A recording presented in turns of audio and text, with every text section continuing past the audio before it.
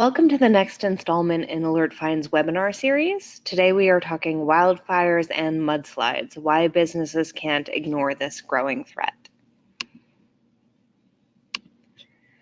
You can join the conversation on Twitter using the hashtags wildfires, mudslides, and AFwebinar, and we'll be live tweeting at AlertFind.com.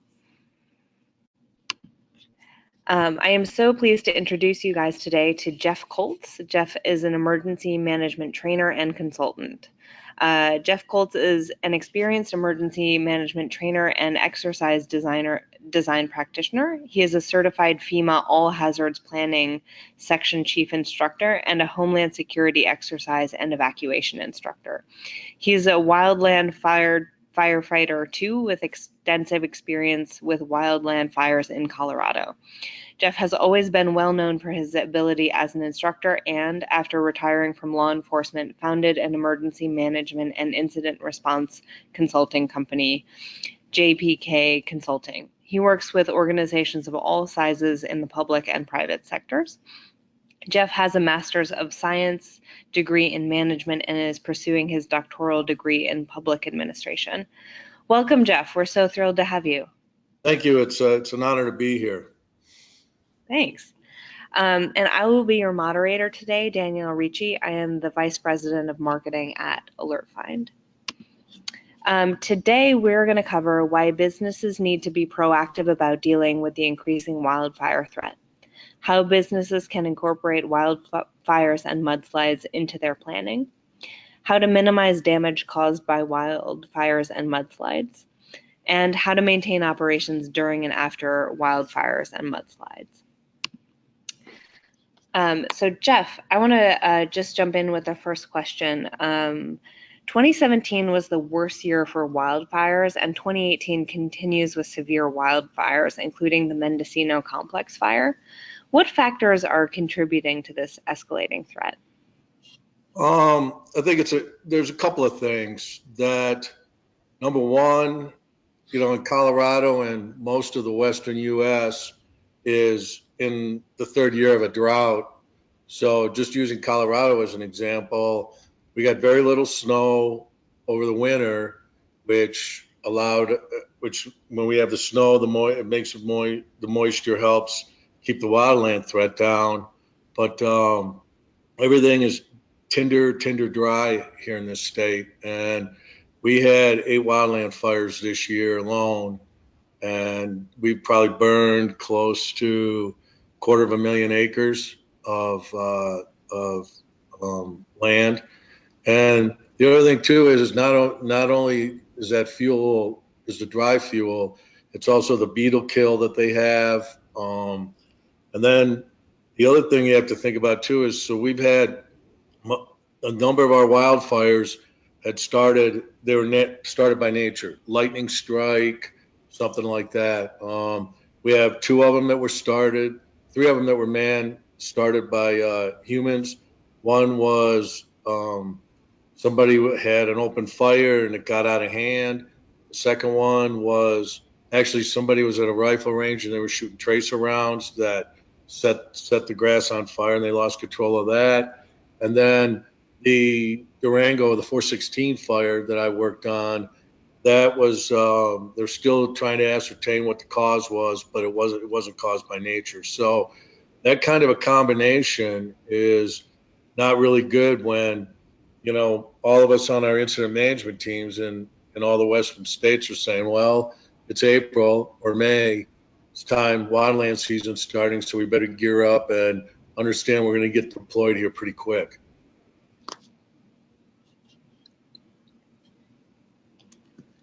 And how can businesses better understand their potential risk of wildfires and mudslides?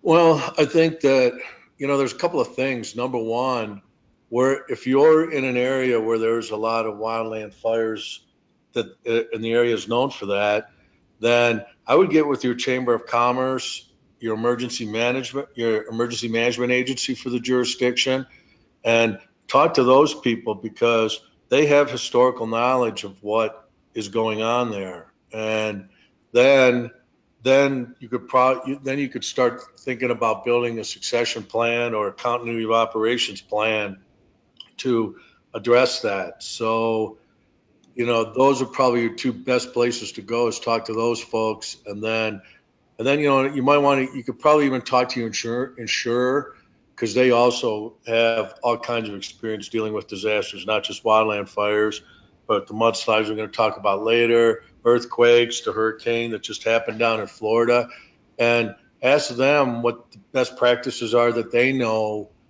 the businesses are using to mitigate their risk. So what strategies do you recommend for businesses in regions prone to wildfires?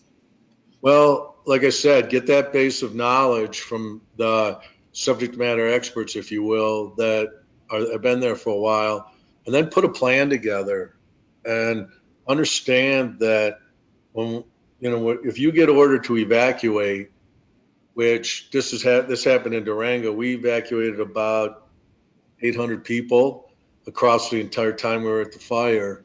And that's basically, you're not going to be able to move a whole lot of stuff. You're going to take your bare minimum, have the ability to keep your business up and going. If you have something you can do in some type of telecommuting, or like have a laptop that's got all the information on it, or a hard drive, so you can just grab it and take it with you, so you're not without being able to still run your business.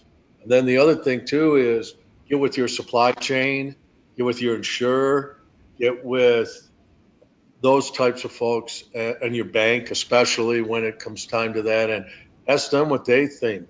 I'm a firm believer. One of the things that FEMA is really pushing now is that emergency planning goes all the way down to the household level. And when you're a business owner, then you have to think about, I always say plan for the worst. Coming out of law enforcement, I always plan for the worst and hope for the best.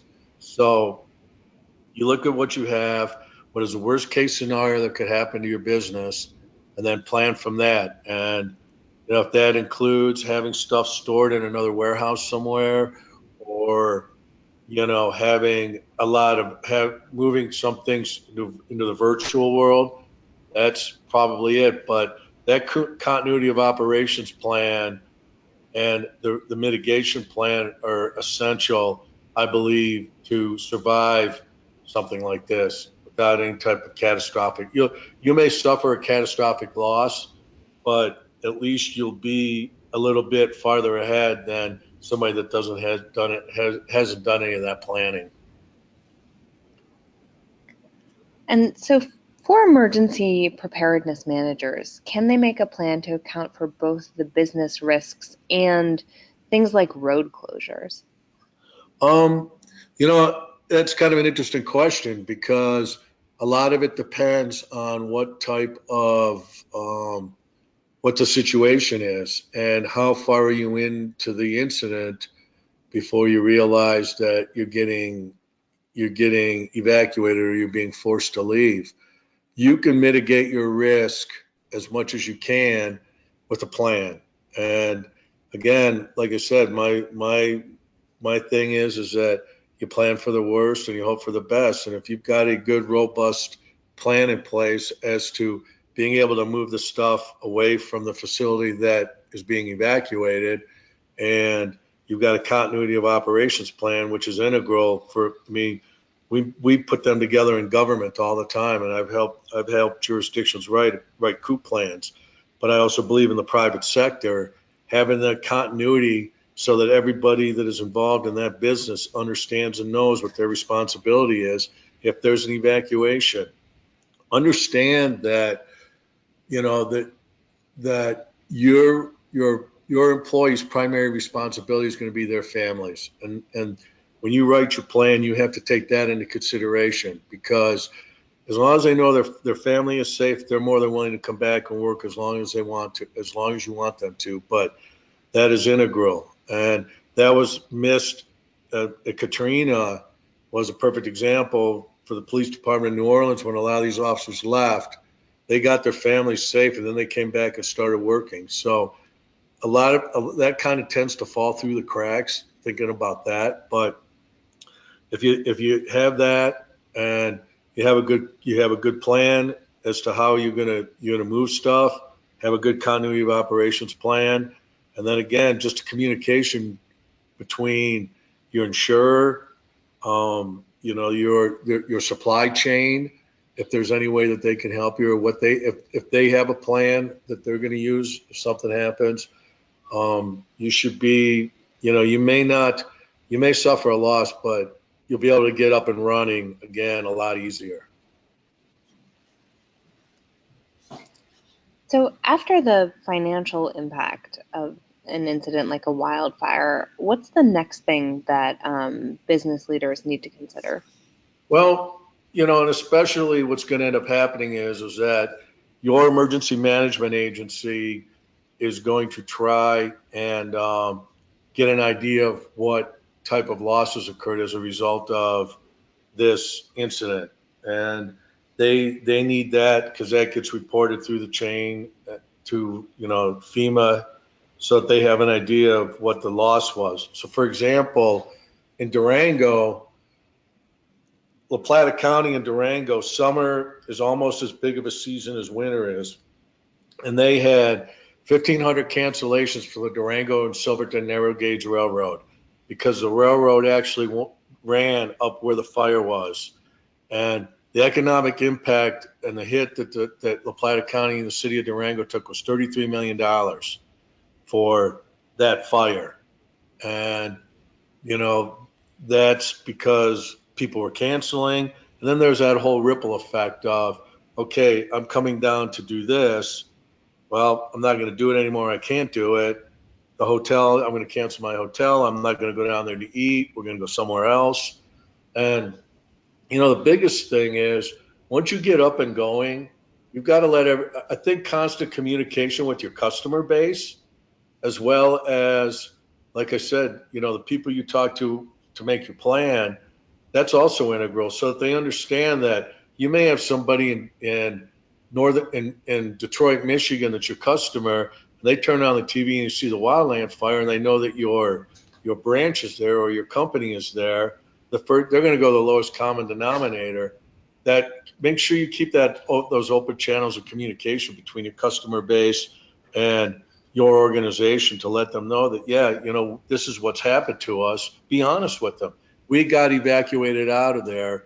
We're doing the best we can to answer any questions. We're doing everything we can to get our shipments out on time. And then that leads into, you may have shipping compromised, that you're not going to be able to get the stuff out because of the situation. So there's that whole ripple effect, but communication is definitely the key. And like I said, with your customer base, to let them know that, yes, you're still around. Yes, we're going to work through this. And that, when we're able to start up again, we'll let you know. So let's talk a little bit more about preparation. You're going to need a cash reserve to pay your employees, but you also need to be thinking about your suppliers, right? Go ahead. I'm sorry. Sorry, no, I know that you've mentioned this a couple times, but it seems like a pretty key point in the preparation. Well, therein lies the conundrum as a business owner. If you are on a 30 or 45-day evacuation, in the business world, that's a long time. Believe me, I'm a small business owner. I know what it's like. And if you don't have money coming in, you still have money that has to go out. You're still going to have to pay rent on the building you can't use for the time that you've been evacuated. You're still going to have workers' comp insurance. You're going to have liability insurance, all those other bills. And when it comes time to paying your employees, that ultimately becomes very much of a individual organization decision. I've seen organizations that have kept their employees on the payroll because they understood that it helps with the economic engine of the area that's affected, because they're still getting a paycheck. They're still able to they're still going to be buying stuff in the area. And that's kind of a big deal. But you may be in an organization that may not be able to do that. And how does that look for your employees? And what are, that has to be part of your plan. It's a consideration, but that kind of a decision is truly, it's organization to organization. I've not seen one blanket policy when it comes to that sort of thing. But those are the things you got to think about. You're 30, 45, 60 days where you're not going to be able to get back in, or you got 30 days where you've been evacuated and you get back and there's damage, and another 45 days to try and get the place up and running again. So, you've got to have something put away for that sort of thing. And like I said, I think 30 to 60 days is a good rule of thumb. And I know that for some organizations that's very difficult, but I think that in order to keep your organization going, that it's integral that you have some sort of a cash reserve just for that reason.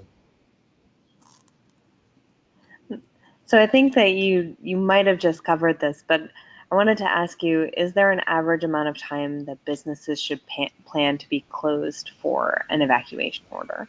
You know what? I got to tell you, it varies, and it varies by the incident. And, you could take a look at something as devastating as Katrina and what it did to New Orleans and how long it took them to come back. And, because the thing, not only do you have the time you've been evacuated, again, is there damage to the building? Is there damage to the area around the building? And you may also find that their supplier that you're using the area is no longer available because they're damaged. And you just really don't know. And we try as emergency management and as responders and wildland firefighters, we try to get it out as quick as we can. But sometimes Mother Nature cooperates with us and sometimes it doesn't. And but we will never ever compromise safety just to get somebody back into an evacuation zone. It's just not going to happen. And then one of the other things that goes along with that too is that just as evacuating is a process, reintegrating them back into their area is also a process. So you may get the repopulation order, but it may be 2 or 3 days based upon how the process is being done through the emergency management agency, that you're still 2 or 3 days out before you can get in and actually look at your stuff. So, again, I think 30 to 60 days is a pretty good rule of thumb. And if you're going beyond that, then you're really going to have to start, you're going to have to get with your bank. You're going to have to get with your insurer. You're going to get with your supply chain and explain that, hey, I'm still out of my facility and we need to try and work something out here to make sure that it's amiable to everybody. So I feel like up until this point, we've talked a lot about what happens after a wildfire. And I'm getting the sense that, they just come through an area and devastate it. And, there's nothing you can do to really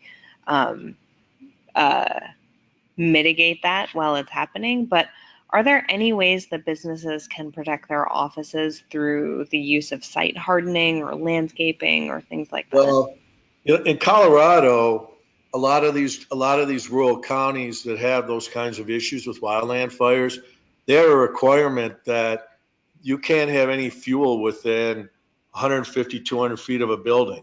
And because basically if the wildland fire burns up to where there's no fuel, it's literally going to stop. And, they force you to cut it back. It doesn't matter if it's a house. It doesn't matter if it's a commercial building, but they tell you are part of that zoning code is that fuel has to be cut back. Dry brush, trees, tinder, any of that stuff. It can't be within 150, 200 feet of a residence or a commercial building. Then, look at the building code, because that is probably the best guidance as to what do you think we should do? How should we do this? And again, one of the other things is my favorite fallback is talk to the subject matter experts. you're in a chamber of commerce in your jurisdiction, or you're in a bit, the Lions Club, the Rotary, any of these things, any of these kinds of clubs, and you're going to run across somebody that's lived through probably 2 or 3 wildland fires in that jurisdiction. Pick their brain. How did you survive it? How did you come back from it? What did you do to your building to lessen the damage and the impact? What about your employees? And, because let's face it, actually being through it, that's probably the best teacher for anybody. And, that would probably be the best way to do it is, like I said, obviously your building code is your guide and what the requirements are for the building. So mudslides often occur in the burn scars of past wildfires. What are the risk factors that lead to mudslides? Well, the funny thing about mudslides is everybody prays for rain, and then when the rain comes, the ground is basically denuded where it's burned, and then it's all loose and it's just stuff. And some of the things that come about as a result of that are road closures, which that could disrupt your supply chain. I know that I-70 has been closed as long as I've lived in Colorado. They shut it down for 2 weeks due to a mudslide after a wildland fire a number of years ago. But it's not just that your building might get taken out. Again, it goes back to that ripple effect of your supply chain, of you being able to get your stuff shipped out, or if you can get the stuff shipped out, they're going to have to drive 50, 75, 100 miles around the mudslide and on the detour to get the stuff back, get the stuff where it needs to go. So, that's another issue that always comes up. We understand the damage to the buildings. We understand that there's issues with that, but I think that whole ripple effect of, disrupting your supply chain, that's probably the biggest thing. Because, let's face it, if you've got a semi driver that's charging you by the mile, and that every semi driver you got going out with trucks is actually driving 75, 100 miles out of their way, round trip 200 miles, that's going to start adding an additional cost to your shipping and all of that.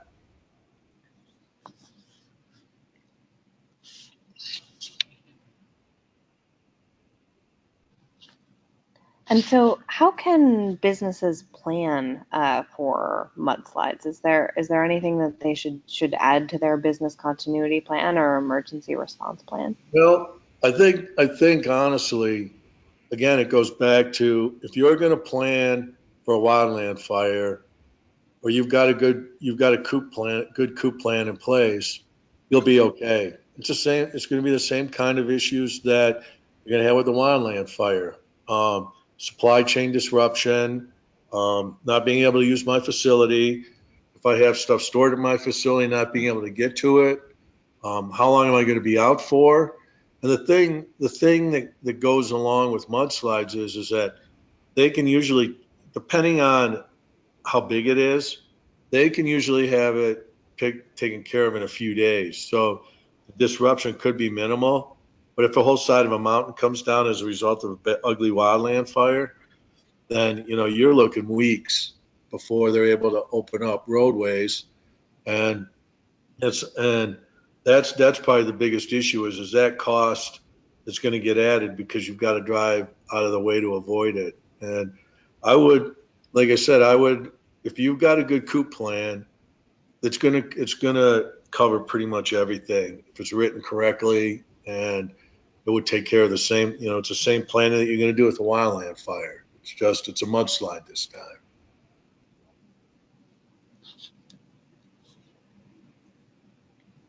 So, what about the personal effects of wildfires or mudslides on your employees? Can businesses really expect 100% of their employees to show up after a mudslide or a wildland fire?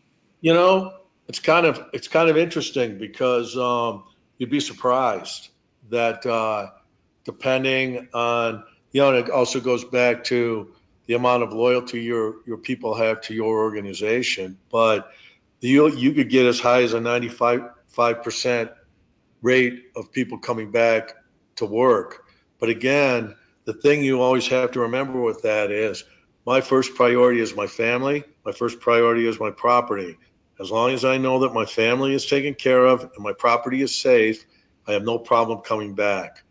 But if you've got to build that into it also, into your plan also, is giving them the ability to go and take care of their backyard first, as it were, and then they'll be able to come back. And it's, and usually when you have a wildland fire like this, it really does affect the entire community. It's not just going to be your employees. It is going to be everybody. And, things, it's amazing how, excuse me, it's amazing how communities come together in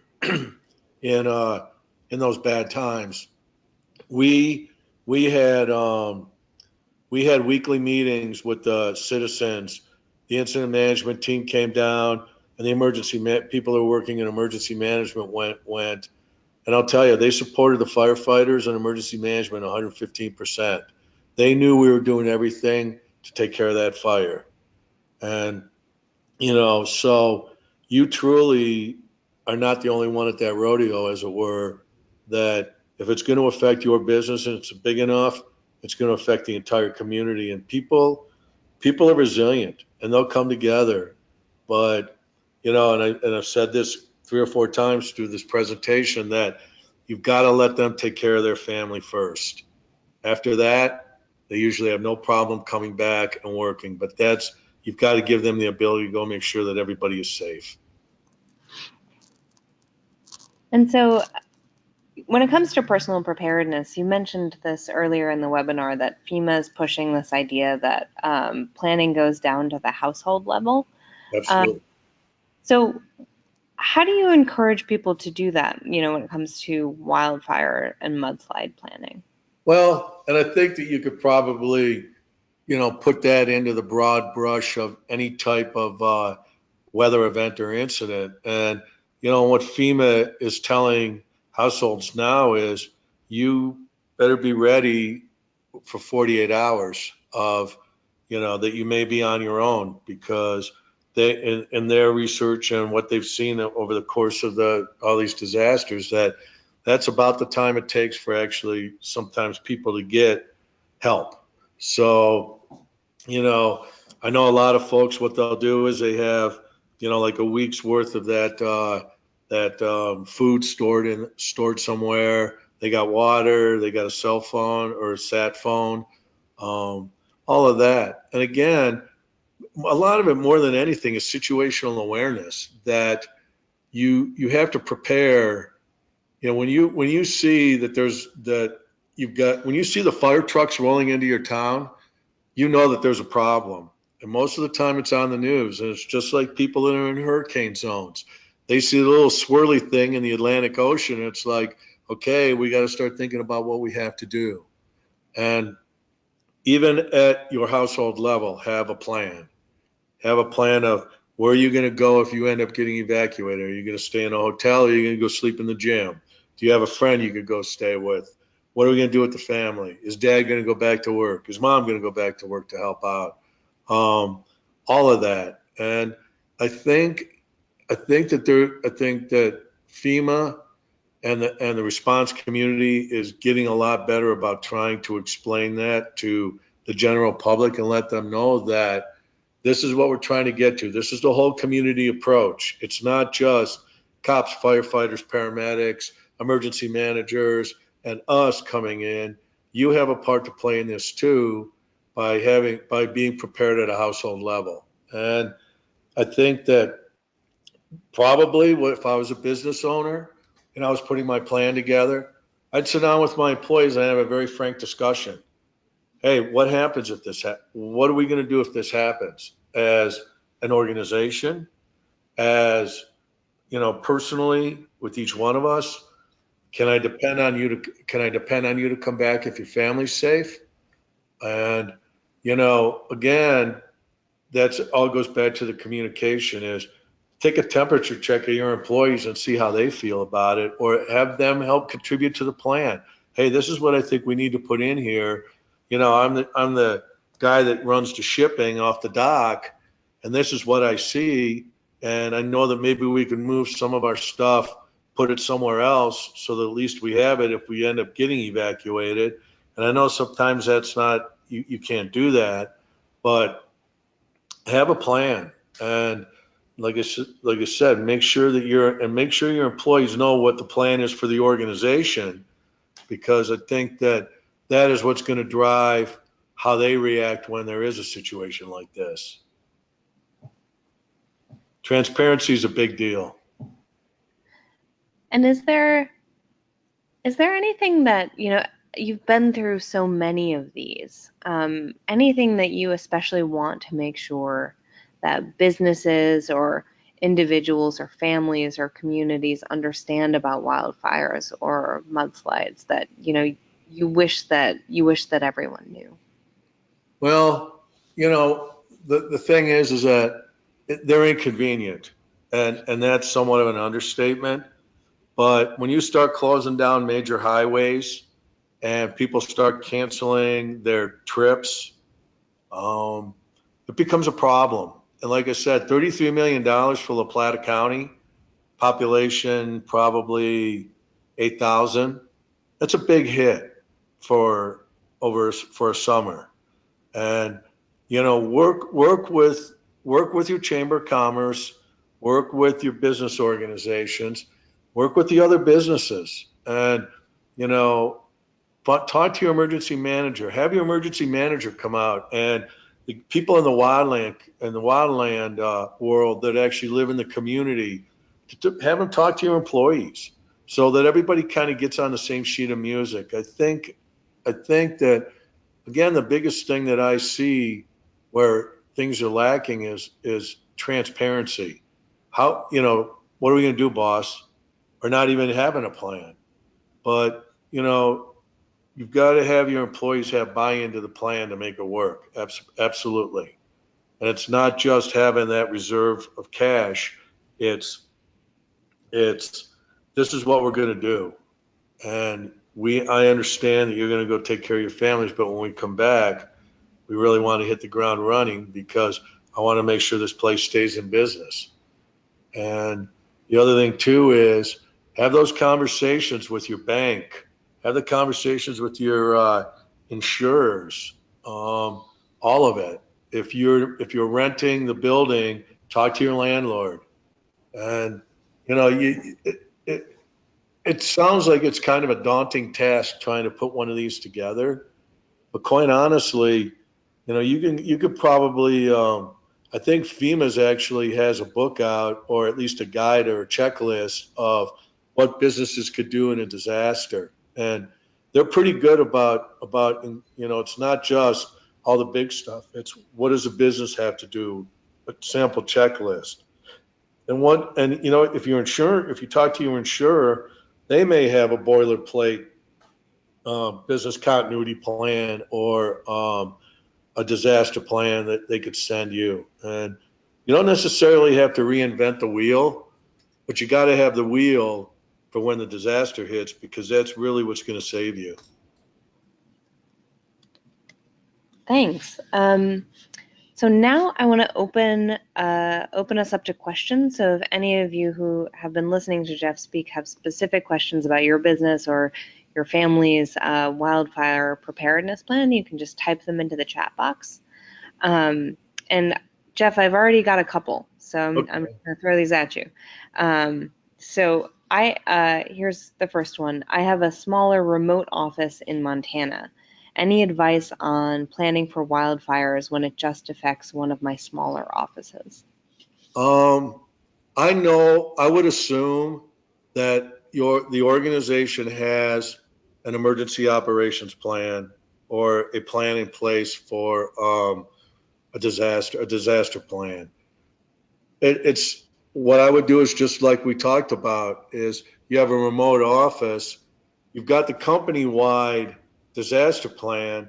That doesn't preclude you from putting together an annex or an appendix to that plan, or you don't even have to include it. You just include it at the site that takes that into consideration and talks about the stuff that, like we talked about. What's the continuity of operations plan? How are we going to deal with this? How are we going to talk to our employees? That's probably going to be the best way to do it. And if you choose to make it a part of your company-wide EOP, emergency operations plan, I'd make it an appendix. So, where it talks about this is our overarching plan that is for the whole company. Like if something happens, we're going to activate a crisis management team. And if the crisis management team is activated, what does that look like? But you're going to have to drill down those behaviors and those expectations to that branch, because it's, you don't have that sort of stuff in New York or in Michigan or in some of these other states. And it has to be spelled out what they're going to be doing if something happens in the case of a wildland fire. And the next one, do you recommend that we practice evacuation drills as part of our planning? Absolutely. Absolutely. That's one thing, and it's easy to do. I'm not a big fan of the unannounced exercise because things usually go wrong and it just gets really bad. But if you tell people, hey, today we're going to do an evacuation drill, but we're not going to let you know what the time is.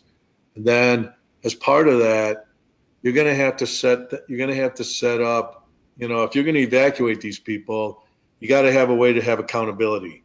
So if you use people like, the floor stewards, I've heard where there's one person on each floor or one person in each part of the building that's actually kind of the person that takes care of getting everybody out and is responsible for grabbing the sheet of whoever's working that day to make sure that they've got accountability of all their employees, and have a pre-planned rendezvous point so you don't have people running all over the city and running all over the neighborhood, that everybody knows that if we have an evacuation, this is our primary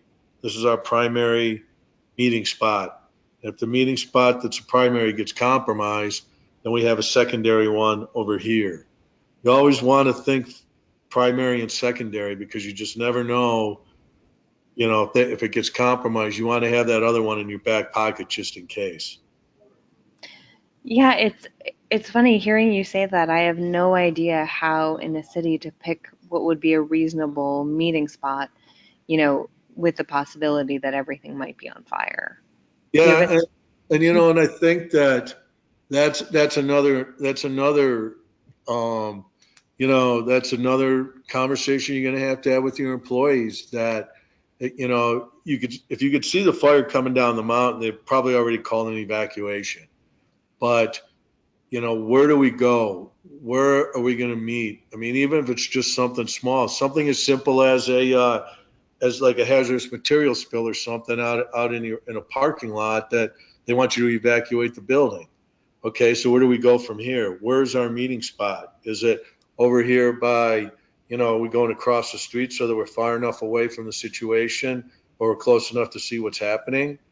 But, and that's also going to be very, very site specific, is what do you have? Do you want to allow your employees to leave on their own volition? I'm not a big fan of that, although sometimes it's really difficult to control, but you have to have accountability of your people. And the only way you're going to do that is if you get your accountability and everybody's accounted for, what you do beyond that is your decision. But there's got to be a way to make sure that every single person that is at work that day is accounted for before you start sending people off site. Great. So next question. We have a lot of inventory. Does it make sense for us to relocate some of it to another warehouse during fire season? I would love to say yes. And I know there is a cost that goes with that. And I think before you take on that sort of a cost, I would talk to the fire manager in your community, the wildland fire manager, and see what kind of a year that they're looking at. And if it's been like it has been in Colorado, where we're going into like the third year of a drought, and we know that everything is dry, that that might be something you might want to think about. But if they don't think it's going to be a big wildland season, then you may not have to do that. And again, I'm also a firm believer, coming out of law enforcement, that information is power. And you find the people that you can talk to, and go to the National Forest headquarters, the Forest Service, or we have Colorado wildland fire. We have Colorado Fire, a state fire agency for wildland fires. Find out who's there. Talk to the representative in your community, and get a handle on what the season looks like. And that's also probably going to drive a lot of the decision making that's going to go on to make sure that you're ready for the wildland season. Because there's been years that we've had only like one wildland fire in the state of Colorado, and that was very small acreage. I can't remember when that was, because every year we have a pretty good wildland fire. But if all of a sudden in the winter we get 20 feet of snow in the mountains, then it's going to be a quiet season. So find out who the people are that are in the community, that they're on the wildland side, and talk to them and see what they think.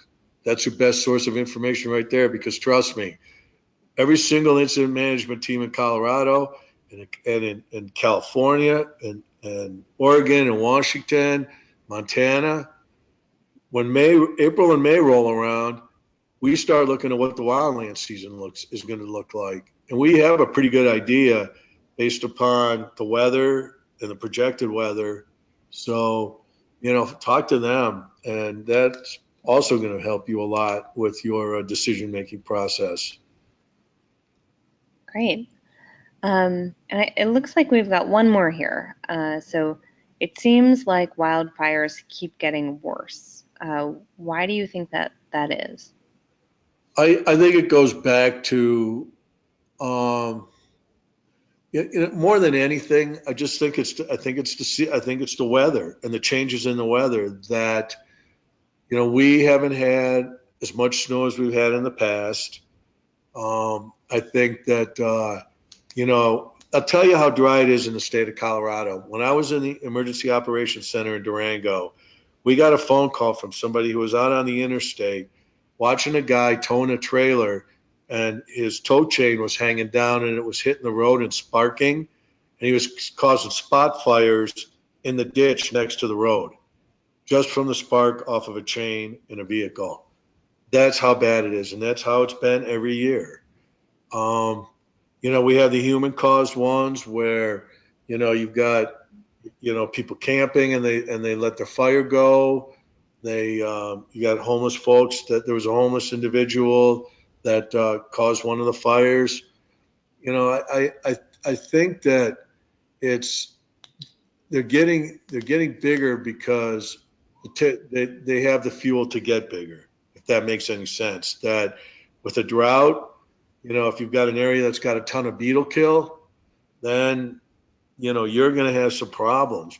But I'll tell you, on the 416 fire that I worked, I think they burned 125,000 acres or something like that. They didn't lose one house, one building, or one life, because the incident management team was very proactive with basically torching the fuel close to buildings so they didn't burn. And that helps out a lot too. But you see, it's all over the place. And I think more than anything, what we're finding is that states are starting to get stretched, because one state will have a big wildland fire, and a lot of folks will go out there, and that leaves the other states short. But I don't think it's a question of them getting bigger. I think there's just more of them. Great. So that's it for questions. Jeff, thank you so much for your time today. This was really illuminating. So thanks so much for joining us. Sure, no problem. Like I said, it was an honor, and I like educating people on this sort of thing because I think until you've actually like stood on a mountain and watched 40,000 acres burn, you really don't truly understand the devastation that causes. And again, like I said, it's not just that; it's the whole ripple effect of everything else that it's affecting. So thank you. I do appreciate being here. Yeah, thank you so much. And for anyone who has follow-up questions for Jeff that they didn't ask today, his website, email, and phone number are here at the bottom of the screen. Um, and I'd like to invite anyone who hasn't, who's joining the call today, to take our emergency preparedness assessment tool. This interactive tool is going to help you build a comprehensive emergency preparedness plan for your organization, whether you want to improve your existing plan or start one from scratch. And you can find this assessment in the resources section of our website. I'd also like to invite you all to join us next time. We are talking earthquake preparedness, key strategies to protect your business. It's going to be October 18th at 11 a.m. Eastern with expert Stephen Eberlein of the Red Cross. Cool. And if at any point you'd like to see AlertFind in action, you can schedule a demo through our website or just shoot me an email. Again, here's Jeff's contact information, and thank you so much for joining our webinar today. We'll see you next time.